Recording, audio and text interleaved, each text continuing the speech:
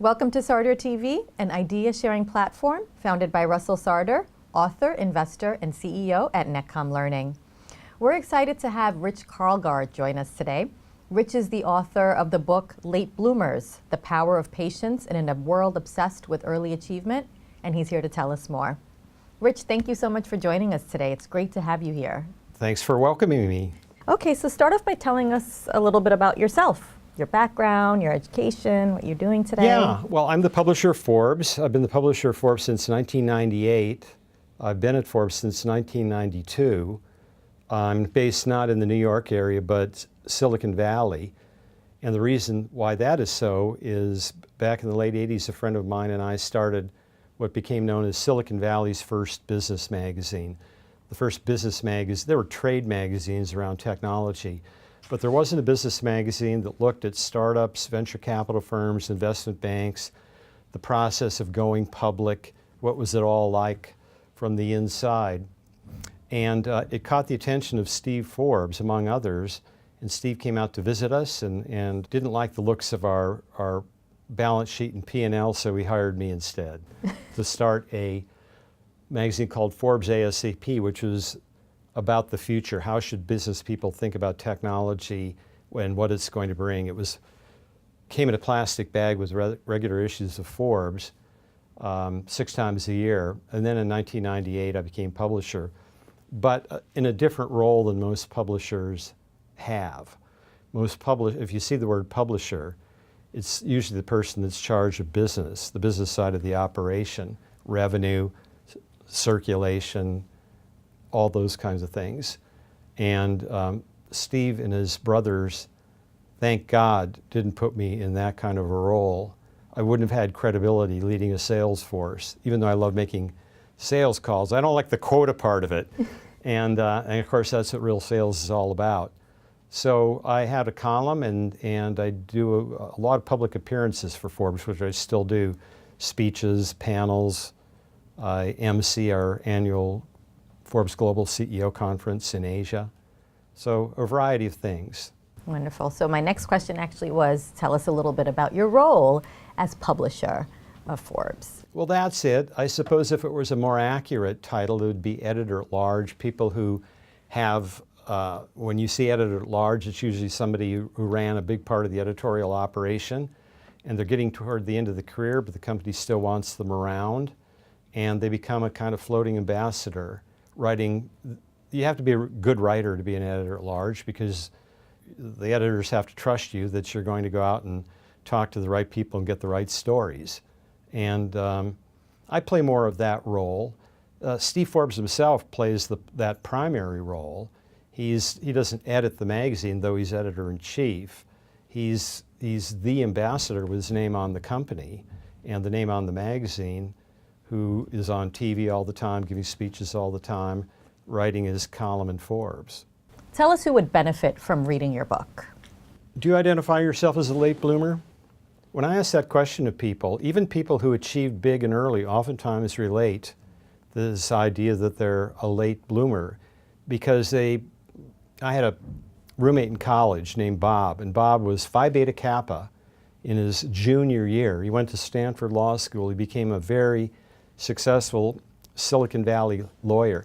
Now, in my eyes, Bob was an early bloomer. Relative to me, he was an early bloomer, because I was the guy that had, at age 25, I could hold a job no more responsible than security guard, temp typist, and dishwasher. In fact, I reached a low moment one night when I was 25, and I was a security guard at a trucking firm. And I walked the fence perimeter, and I heard a dog barking, and I whipped out my flashlight and discovered that there was a Rottweiler next door across the chain fence. And then it occurred to me something that was deeply embarrassing, that at age 25, my professional colleague was a dog. Now, it's comical, but when you're living it out, it's shameful. And then it was even more shameful when a couple months later, Steve Jobs, also 25, took Apple public. So when I look at the Bobs of the world, they're nothing but early achievers to me. When I talked to Bob about the book, Bob said, you don't understand at all. I'm a late bloomer. What do you mean by that? And then he proceeded to tell me all these slights and all this disrespect that he felt in middle school and high school. He was kind of slow to grow into his full size. When he did, he was a varsity volleyball player in college. But in high school, he was smaller. He hadn't come into his own. He lacked confidence, all of those kinds of things. So he pictures himself as a late bloomer too. And I think that's useful because I want everybody to think that they can bloom once, twice, multiple times. And really what late blooming is all about is finding that perfect intersection of your deepest talents and your deepest passions. And that can occur multiple times because we change. Our deepest talents evolve. Our brains evolve over the course of our lifetimes. We may, typically we evolve from a real narrow technical expertise about something when we're young toward more managerial and coaching skills when we're in middle age, and toward these kind of mentoring and wisdom skills in our 60s and 70s and beyond. So the deepest passions, the deepest talents, but the deepest talents and passions as they change over the arc of a life. And if you can do that, you can bloom any number of times. The reason I wrote the book was I believe we created at the level of school today such an obscenely high amount of pressure on young kids, teens, and young adults to achieve very early, to achieve in measurable ways. Well, what does that mean in school? It means that we're achieving for the things we can test for. Well, what can we test for? Well, standardized tests, ultimately the big race to take the SAT at age 16 or 17, grades, but grades in advancement placement courses.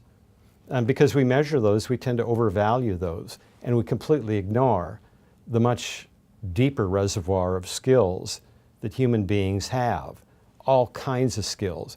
And I think it's tragic that we've cut off paths of discovery for young people when we should be opening them up. We're asking young children at age 5 and 6 to trade their natural childish curiosity for a determined focus.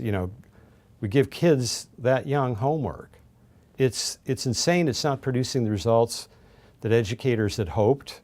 In fact, what we're seeing is a rising, even alarming rate in depression, anxiety, and even suicides among teens and young adults today. So you start out by talking about this cultural obsession that we have with early achievement. Can you put some context around where that all began? Well, sure. If you live in a high-performance city like New York or San Francisco or Silicon Valley or Seattle or Boston or any number of those kind of cities where there are a lot of universities and there are a lot of people who do just amazingly well, you'll find that increasingly you find these prodigies who do amazingly well at young ages. Silicon Valley, where I live, is kind of ground zero for that. It's the ground zero for the Mark Zuckerbergs, who started Facebook at age 21 when he was at Harvard, not in Silicon Valley, but he moved to Silicon Valley because there was more talent that he needed there. Sergey Brin and Larry Page, who started Google when they were grad students, and on it goes.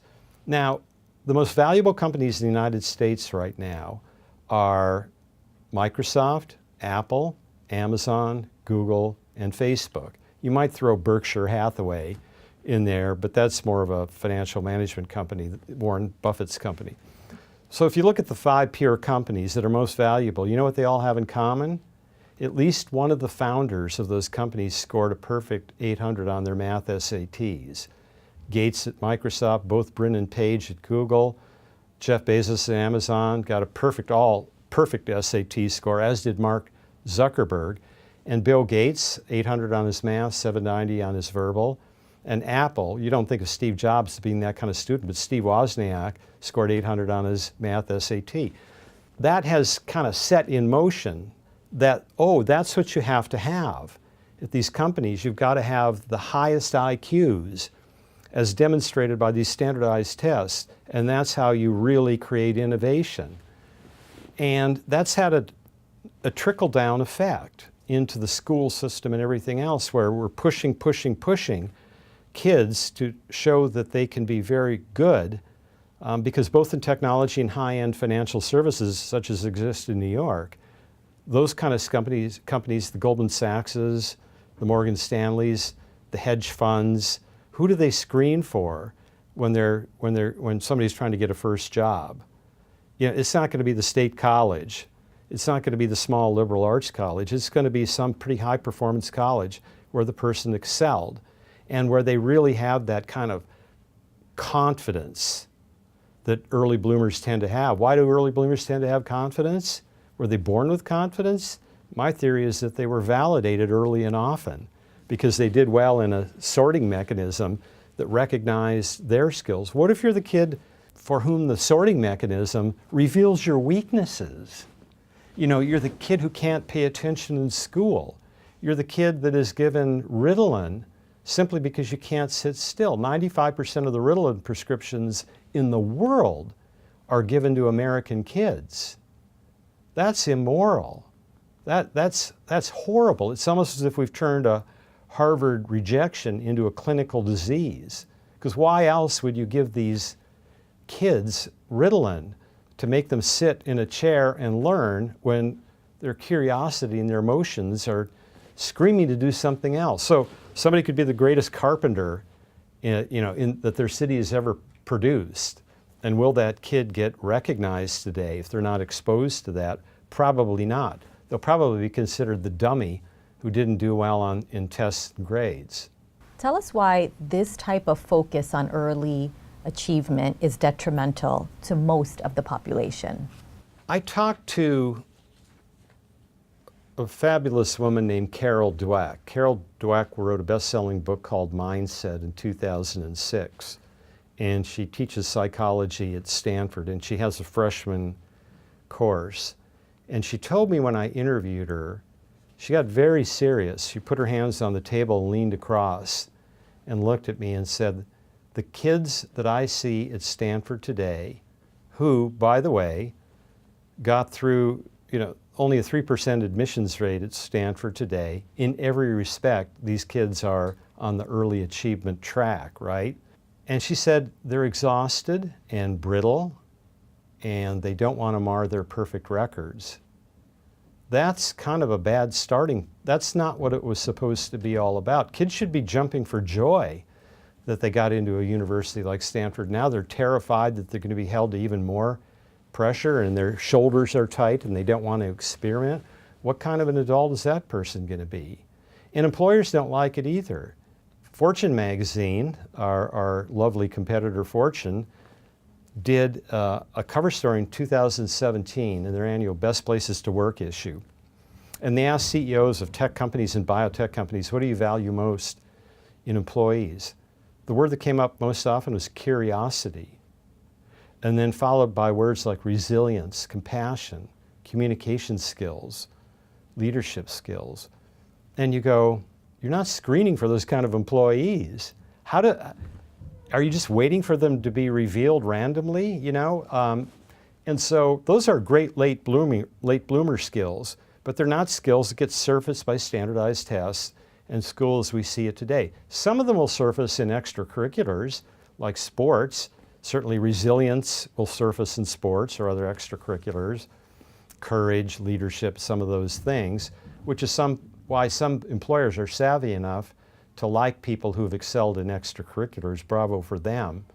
But a lot of people like myself are simply immature. We're exhibiting none of those. None of those. And I think there's a vast reservoir of under-tapped, underused talent that sits inside of companies today where we've typecast people because they didn't go to a prestigious school.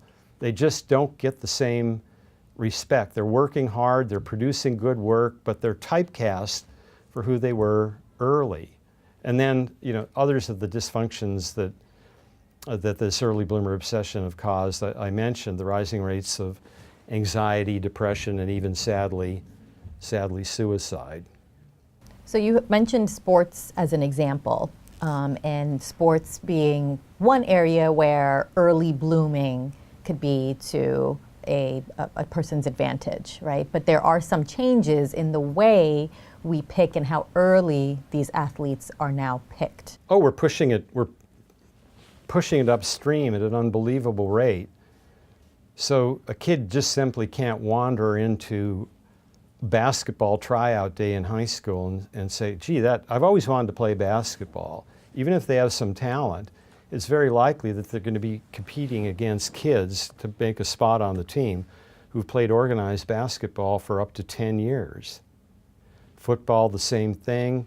Swimming, gymnastics, boys sports, girls sports, you name the activity. And there is a system where of organization where kids who start early, and kids frankly from families that can afford it, get the coaching, they get the summer camps, and all of that. The University of Nevada, a couple of years ago, offered a full ride scholarship to a 9-year-old boy. Now, they didn't ask the 9-year-old boy to immediately go to Reno and join the team, but they said it's there waiting for you if you commit. They were trying to block out other schools, hoping he would go for the bait. But that's insane. Your book also mentions how the cultural obsession around early achievement has given rise to a number of industries, including test prep and tutoring. Yes. Tell us a little bit more. Test prep and tutoring is a multi-billion-dollar industry within the United States right now. If you want to look at the lengths at which people will go to get their kids in an elite university, just look at the recent college bribery scandal where there were parents paying $500,000 or $1 million or buying a non-major sport coach a house and a car if they would slip their kid into the lacrosse program or whatever it was. When you know that, now it doesn't seem so odd that even middle and upper middle class families are shelling out $50,000 over the course of a 4-year high school career, which is standard operating procedure in places like Silicon Valley. Parents casually talking about that they budgeted $50,000 for tutors and coaches for their kids who are going to public high schools, and perfectly good public high schools. They're not trying to do remedial work that the high school isn't doing. They're trying to give their kid an edge. If you want to make $1,000 an hour or more, it's really good to have on your resume that you've once been in the admissions department at an elite university, because then you have credibility in coaching these parents about how to play all the angles to get your kid into an elite institution. So that is part of the obsession. And again, it's both a squandering of national resources, but it's also, what is it doing in the end? People are gaming the system. And that's the thing people need to understand about the SAT. The SAT and competitive college admissions sounds meritocratic until when you really look at it and you see how much it's been gamed. Anything that can be measured will be gamed. I cited a researcher named Charles Goodhart. It's called Goodhart's Law. Anything that can be measured ultimately will be gamed. And college admissions is gamed to a fare thee well, and it's gamed to the advantage of people who can game it, which is wealthy people. Your research does show a lot of different aspects of the cultural obsession around early achievement and the push, but there are going to be parents who say, well, what's wrong with me wanting my kids to succeed? Where do they find the balance then? That is one of the toughest questions facing parents today. At the one end, you have the Tiger Mom model, which is let's push them. They can stand up to it, and it'll produce good results and give them a good start. And I'd say to those parents, if it works, bravo. I have nothing but applause for that strategy if it works. If the kid is suffering, if the kid is too exhausted and is starting to exhibit signs of clinical depression and anxiety and what is called suicide ideation, that is, they've thought about it, and they've actually thought about it specifically, then you have to say, is that level of pushing worth it? Some kids, this is true of athletes, it's true of students, some kids respond to being pushed harder. Others rebel at being pushed harder, and they find a way to sabotage those kinds of efforts. The thing I like about late blooming is that when you find that intersection of your deepest gifts and your deepest passions, you won't feel pushed anymore. You'll feel pulled. You'll feel like you're being pulled towards some destiny that has your name on it. You know, if you're a religious person, it's a divine destiny. Oprah Winfrey calls it a supreme destiny, but a magical destiny if you don't care to go to the religious angle. This is what you were meant to do. This has you written all over it. And then hard work becomes tolerable because you're not being pushed by other people's expectations. You can't wait to get up. You can't wait. Doesn't mean every day is going to be easy, by the way. Doesn't mean that you're not going to have your battles with self-doubt or the people are going to reject you along the way and there are going to be setbacks. But it's just a completely different set of motivations when you feel like you're being pulled. So to those parents whose kids are not responding to these outside pressures, it's not as if you suddenly go all laissez-faire on them and just, all hippie on them and let them bloom like wild plants. I think you have to, as parents, you have to be there for them. You have to love them. You have to listen closely to them. You have to be there for their triumphs and setbacks. You have to applaud. You have to weep with them, all of those things. And that's how you really get to know how your kid is wired. And when you know your kid is wired, you'll have much better intuition about what they respond to. And then it's a matter of, well, where is this child likeliest to intersect with their talents and passions? And that's what you try to find. And if it didn't happen early, it can happen at any time. That's the wonderful thing about blooming.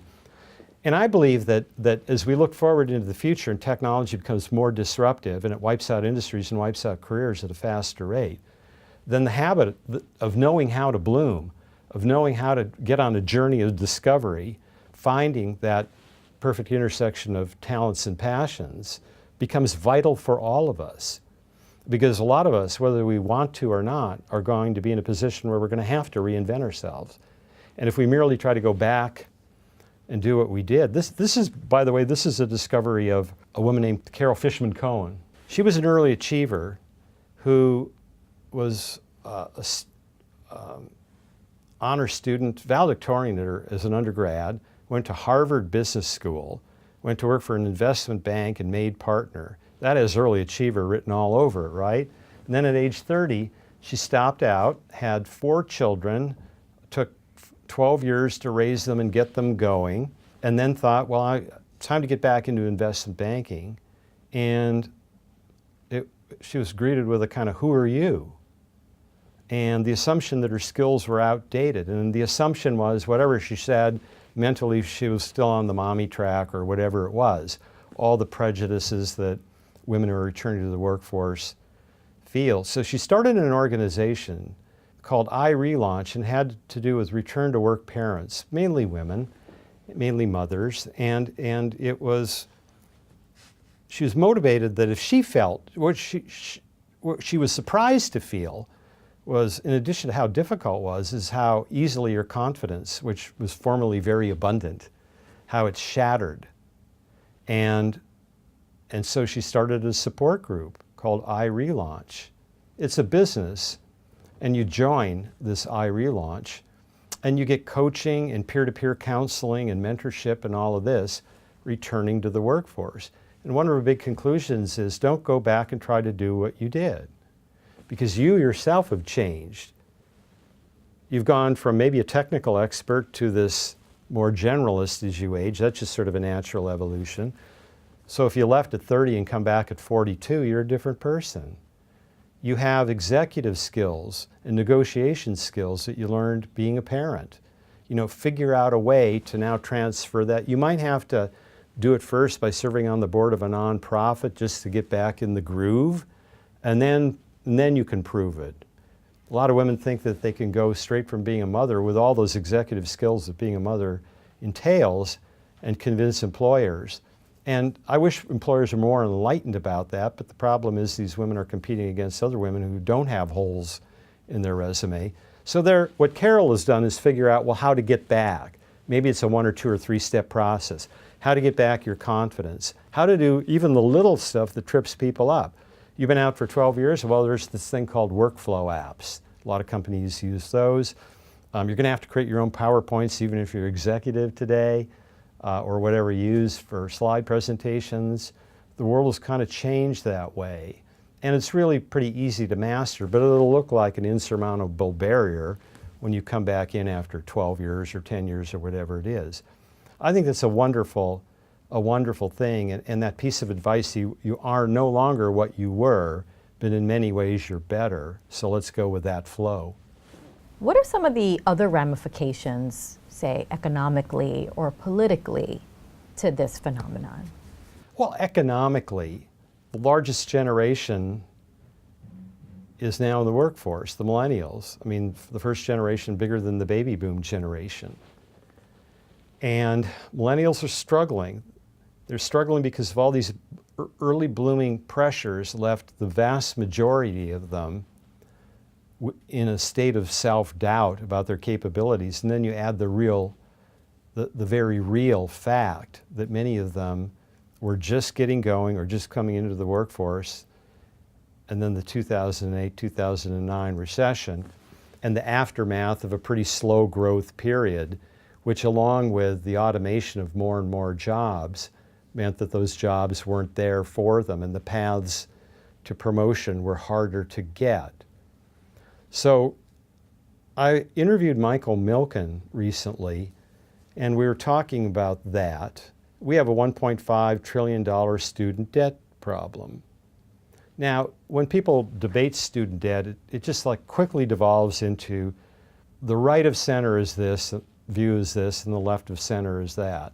And people on the right will hear Elizabeth Warren say, we should consider debt forgiveness, or Pete Buttigieg, the South Bend mayor who's caught the fancy of a lot of people on that side of the political ledger.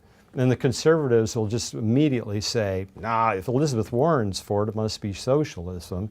We can't possibly do that. We would just create a moral hazard. You know, these people would never pay off a loan again. And you say, well, that's kind of funny. When a business gets into financial trouble, don't we allow them a Chapter 11, workout structure? Yes, we do. So Milken's thesis is, if you looked at this economically and you took all the politics away, you would see that the $1.5 trillion debt overhang is going to cause multiples of $1.5 trillion more in damage over the working careers of the millennials, because a fewer number of them are going to take risks and do entrepreneurial things because they have to have a paycheck. And that is going to cause untold damage. 1.5 trillion, as big as it is, will be trivial to the damage of less than optimal millennials who are less than optimal because they were crushed by the student debt. And when you put it that way, and then you look at what businesses are able to do, even the President of the United States 3 times used the legal bankruptcy laws to get out of a bind, and on he went. And his defenders are quick to point out that it was legal, and they're right. But why shouldn't indebted students? By the way, the moral hazard argument is that if you let these people off the hook for their student debt, then no one will ever pay off a loan again. You've just taught them to evade their debts. They weren't the ones that created the moral hazard. They weren't the ones that created this conveyor belt, all this early pressure to get into the most expensive university you could afford or not afford, and they had to get a loan to handle. It was their parents. It was teachers and educators. It was schools themselves putting out ways, messages direct and indirect, that if you come to fill in the blank, whatever elite college, if it's an Ivy League college or Stanford or places, MIT, places like that, I mean, that is a subtle messaging that they're putting out all the time. Come here, you'll have a great career. They don't say that directly. Everybody knows that's sort of the dog whistle, that they all whistle. And that's a $300,000 deal over a 4-year career. How many people can afford that? So consequently, people took on more debt. Colleges, knowing this, have raised the price of tuition and the overall bill for college at a rate that has exceeded the rate of inflation by 3x over the last 40 years. They have nearly unlimited pricing power, and they know it. So it wasn't the kids who created the moral hazard. You touched a little bit about the standardized tests, but tell us what the research has shown about the standardized tests, the ramifications, and the actual measurement of these tests. Well, standardized tests like the SAT have a really bad seed that should have disqualified them from the beginning. And the bad seed is eugenics. Now let's go back to the first IQ test. It was developed in France. France made available public K through 8 education. It was the first country in the world to do that. It did that in the 1890s. And quickly, French educators discovered that about a quarter of the French students were falling behind. They weren't able to keep up with the curriculum. So a maverick psychologist named Alfred Binet and one of his grad students, Theodore Simon, developed a diagnostic test to try to figure out how young kids were falling behind. And it was seen as kind of a diagnostic test so that you could uncover why and maybe help them that way. Not once did Binet, the founder of the IQ test, ever think that a test once given would be predictive of a person's capabilities for the rest of their lives. That unfortunate error was made by an American, Louis Terman, at Stanford, who in 1916 created the Stanford-Binet IQ test. And Louis Terman thought he had discovered something magical, predictive power, something by which you could order society and create tracks for people. And this would be humane and kind to once test people, and then forever they would have to live on the reputation of their test. Terman tested this theory in a longitudinal study. I think it's called the Stanford Longitudinal Study, something like that, that measured whether these early IQ stars did in fact have great successful lives. And they didn't, just marginally better on average. They had almost the same skew as people who were average or above average. Then what happened? And all of these people believed in eugenics. You know, people from Northern European countries were superior. It was just built into the test. All of them did.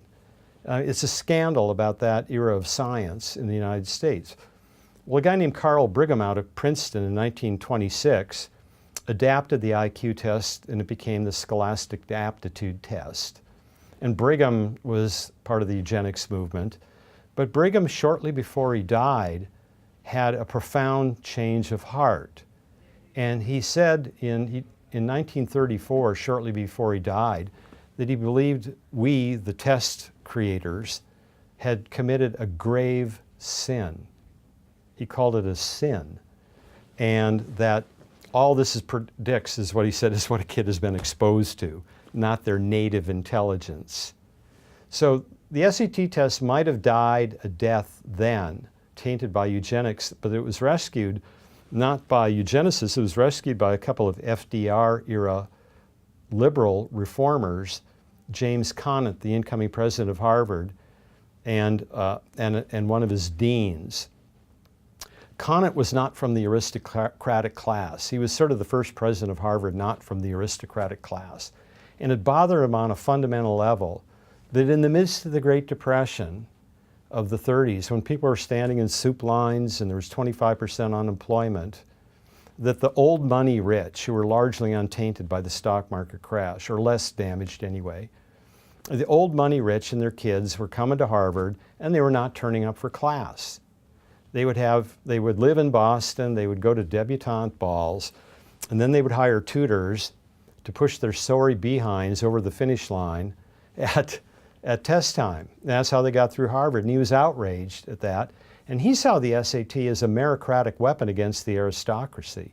So that gave the SAT sounder footing, and it's just developed momentum since. All the Ivy League schools had quotas against Jews and other minorities up through the 1950s. And then it was the SAT that helped break those quotas. And then more recently, the correlation of how well these young tech moguls, how well they did on their SAT, led to this belief that that's where the wealth is being created by these academically, testably verified superstars. And so that trickled back into the whole system, and now it's just become this expensive, dangerous obsession that, as I say, ignores all the gifts that lie latent or will emerge later. And that's what we should be doing. We should be the educational system should offer the most paths of discovery for people to discover what their truest gifts and passions are. What does the scientific research show about how we approach careers and jobs, given that the rate at which we mature differs, right, between teenage to adulthood? It's actually very hopeful. That's why this obsession on early achievement is misguided, because we have these wonderful unfolding capabilities that occur during the different decades of our lifetimes. This is validated strongly by a hugely credible study that was a result of a research done by Harvard, MIT, and Massachusetts General Hospital. And it started with a simple question: at what age do we reach our cognitive peak? And the answer is far more affirming and complex and intriguing than you might expect. The answer is, it depends what kind of cognitive abilities we're talking about. For example, if you look at what the kind of cognitive abilities that a really good software programmer has, and a software programmer working under a time deadline: rapid synaptic processing speed, working memory. I mean, the really great software programmers can remember strings of numbers that are unbelievable, they can hold that data in their head. And it's not long-term memory, it's working memory. Well, that peaks in your teens and 20s. And where do you find so many of the software coding prodigies? They're in their teens and 20s. Then in our 30s, 40s, and 50s, the cognitive abilities that support our executive functioning, our managerial skills, our leadership skills really begin to develop more.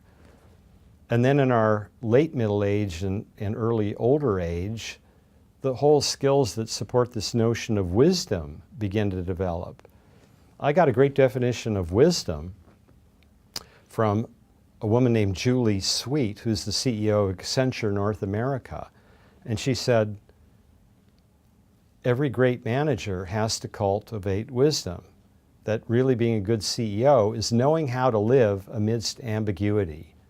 If you're waiting for perfect data, you're too slow. So you've got to be able to move forward with imperfect data. That means at some point, as important as data is, you have to go with your intuition. And wisdom is just better, more informed intuition. The reason that gets better when we're older is that we have a library of more memories. We can take some novel situation and store that, we can match that novel situation in our brains and say, well, what does this look like? Should I trust this person or not? I can't quite get the full story on this person. Should I trust going into partnership with this company or choosing that vendor? You'll never have perfect information. And so you have to make this intuitive leap. You want it to be a good intuitive leap. We get better at that when we're older because of the variety of reasons. The interbrain communication between the two hemispheres of the brain may contribute to that. That's the theory of one neuroscientist, a rather controversial one. Some people think he's a genius, some others don't. What he's going for is this neurological explanation for what I think we all, if we stop and think about it, yeah, wisdom does accrue with age. And what exactly does it mean to be wise? Another late blooming gift is equanimity, or the ability to stay calm under pressure. About a year ago, a Southwest Airlines jet was flying toward Philadelphia at 31,000 feet, and one of the engines blew up. Didn't just stop running, blew up. It threw shrapnel through the window. Woman sitting in that window seat was killed. The plane went from 31,000 feet to 10,000 feet in a small number of minutes. People were screaming. People were panicking about whether they could get their oxygen masks down in time. It was just utter chaos. Well, the pilot landed the plane safely, and when you listen to the air traffic control tapes of the conversation the pilot had with air traffic control, the pilot, his name is Tammy Jo Schultz, stayed amazingly calm. Amazingly calm. And she landed the plane and everybody was safe except for the poor woman for whom, you know, the shrapnel led to her bleeding out.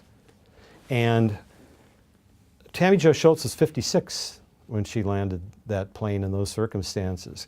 Captain Sullenberger was 58 when he landed the disabled U.S. Air jet on the Hudson. And he similarly was as calm as a cucumber, or at least was able to comport himself calmly, because part of the leadership of being a captain, you know, is not panicking yourself. But he did it. And there's a lot of psychological research that suggests why it is that we develop this equanimity, or ability to stay calm under pressure as we get older. So that's another late blooming gift. And there are many, and I define 6 in the book. Can you define the 6 unique abilities or traits of late bloomers? Sure.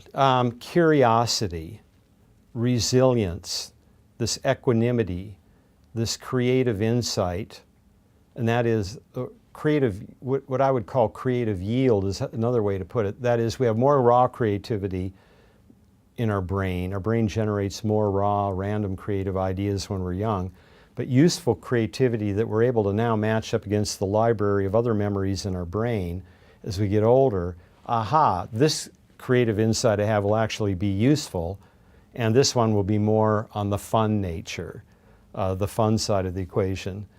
And then we become more compassionate. And despite the popular culture, kind of at the moment, I think discounting compassion, that if you're compassionate, you're too wimpish to succeed in business.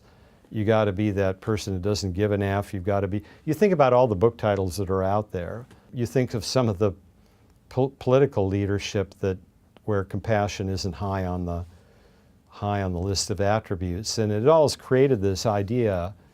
Steve Jobs is an example of somebody who was not compassionate. He was a jerk. But what I like to say about Steve Jobs, the difference between Steve Jobs the first time around at Apple, when he left his own company because the board of directors lost faith in him, and then the second time around, a dozen years later, in 1997, to his death in 2011, he was moving toward compassion. He was never perfectly compassionate. But his demonstration of his compassion, he no longer tried to undermine the very people he hired, which he did the first time around. Second time around, he hired people like Johnny Ive in design, Tim Cook in operations. Tim Cook is now the CEO, and he stuck by him. And he had sort of greater wisdom, greater calmness, more compassionate. He could be a jerk. As I learned from somebody who worked for him, he said, you always got the feeling with Steve, though, that when he was being a jerk, he was hard on himself, too. And he was talking collectively to the team and not just the person he was addressing, including himself. We must do better.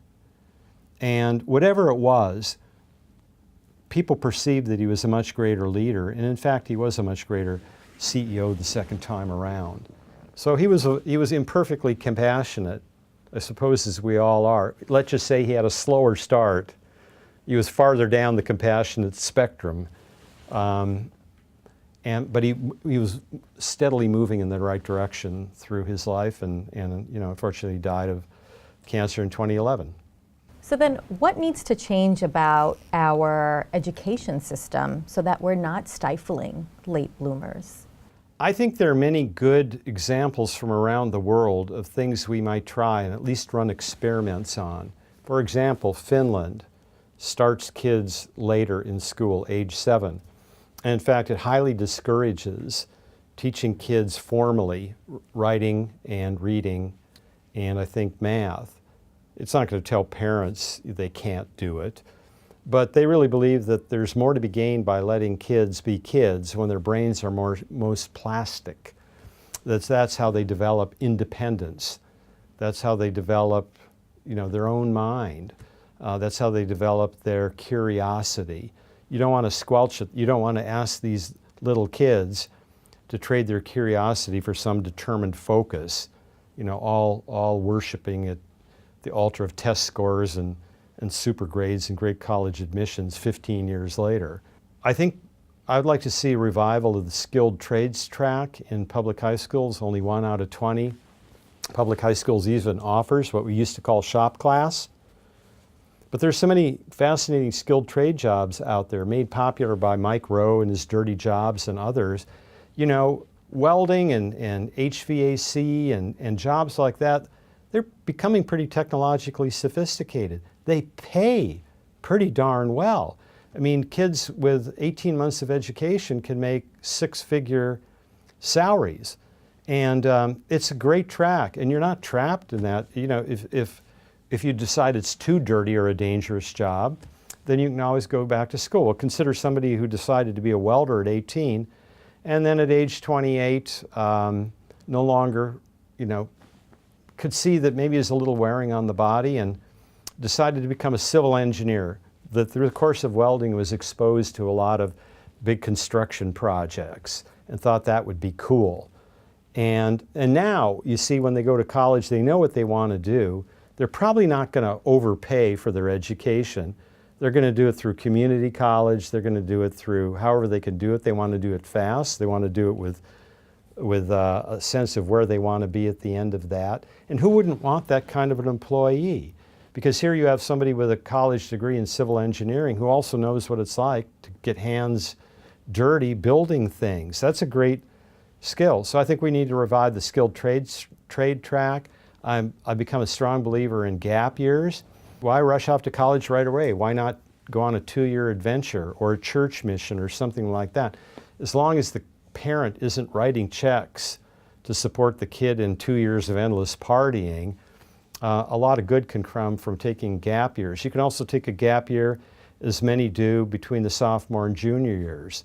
I'm not a member of the Church of Latter-day Saints, but I'm an admirer of the concept of the Mormon mission, where these kids after their sophomore year go out and take a 2-year mission and then come back and they're more mature. They graduate at age 24 or 25.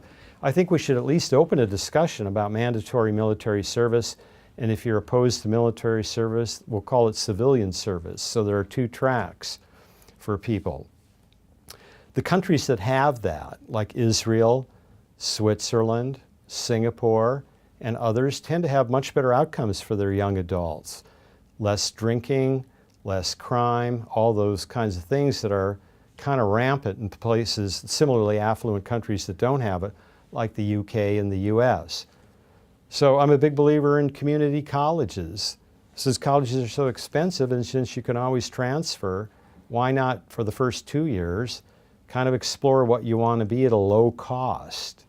So I think there are multiple tracks that we ought to consider that I would collectively say are best practices from around the world, that maybe we should try them out at the state level or even the municipal level and see what the outcomes are.